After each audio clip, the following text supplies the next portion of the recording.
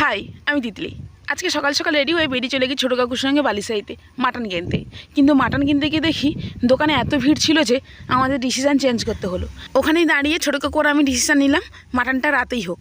তারপরে বাড়ি চলে এলাম, আর বাড়ি এলাম অপু দাদার সঙ্গে। আজকে অপু দাদা কলকাতা থেকে ফিরছে, তাই তিনজনে মিলে বাড়ি চলে এলাম।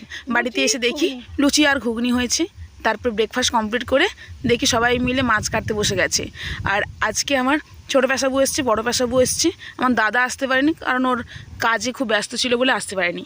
আর আজকে আমাদের জামাষষ্ঠীর স্পেশাল মেনু হচ্ছে ভাত, লুচি, পকোড়া, আলু ভাজা, পটল ভাজা, স্যালাড, ডাল, পোস্ত, চিংড়ি মাছের মালাইকারি, মাছের ঝোল, চাটনি। হ্যাঁ, আজ ছিল ট্যাংরা মাছের টক। এই ট্যাংরা মাছটা কিন্তু আমাদের পুকুরের। আর হচ্ছে ফল। তারপরে সবাই মিলে দুপুরে খাওয়া দাওয়া করে রাতে বানাচ্ছিলাম চিকেন। এই চিকেন আমি ইউটিউব থেকে বানিয়েছি, আর আমার দাদা বানাচ্ছিল